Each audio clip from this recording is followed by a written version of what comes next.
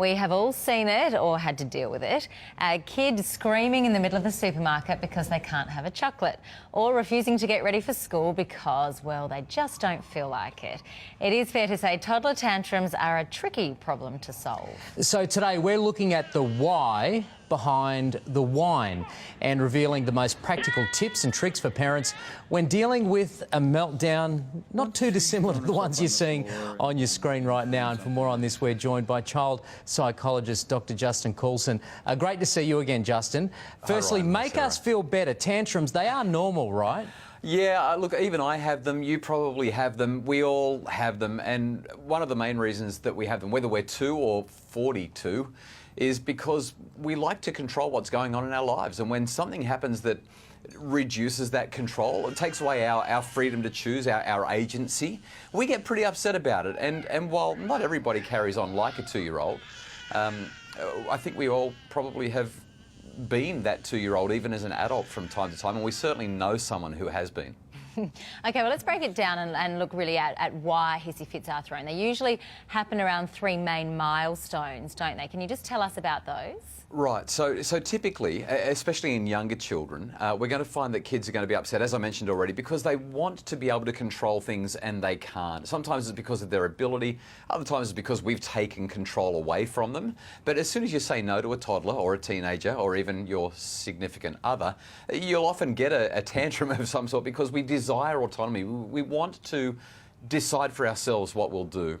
With younger kids, language development is a big one as well. So, you know, they're getting really upset about something and they actually don't have the words to express what's going on here and here. And so they just kind of go, wah, because they can't take it anymore.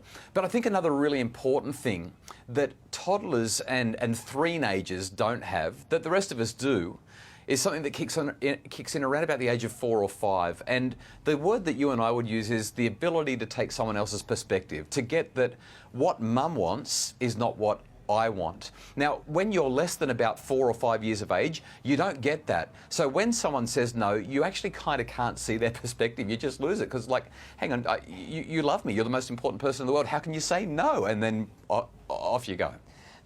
OK, some tips then. Sarah and I were talking about it before the show. I don't know whether this is the right thing to do, but I used to just walk away and ignore them. Is that the right thing to do if a child's having a tantrum on the floor? It's not necessarily the best thing, but sometimes there's no other option. You know, if you try to work with your child and they won't respond, yeah, you kind of got to walk away. But I don't think you should ever do that as a punishment. It should be more like, I can see how upset you are. Would you like a hug? No? OK, I'm going to wait over here, and when you're ready, come over, see me, and I'll give you a hug then and we'll talk about it. That's probably the best way if you're going to walk away. But preferably, instead of giving them a time out, I think we want to give them a time in. You know, at the time when our child is stressed and anxious and worried and doesn't know how to deal with something big that's happened in their life, like somebody saying, no, you can't play on the swing any longer, we walk away and leave them to suffer in their own inadequacy and incompetence.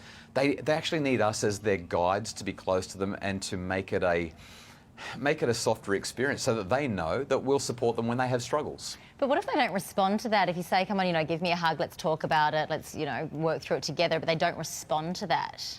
Yeah, that's the real tricky one. And that's why, if we go back to what I said to Ryan, it's about saying, OK, you obviously don't want me near you now. I'm not angry at you. I'm not going to punish you. I'm going to wait over here. When you're ready for a hug, come get one and we'll talk about it then. In other words, we're staying soft, kind, compassionate, understanding, but we're also letting them know that we're not going to be yelled at, screamed at, kicked and fought with because they're having a big tantrum, and we're trying to help them. It's an ongoing battle for a lot of parents, but hopefully you've helped us with a few tips there, So Justin. tricky. Thank you. Great. Thanks, guys. And for more tips and tricks to diffuse tantrums, just head across to the Daily Edition website.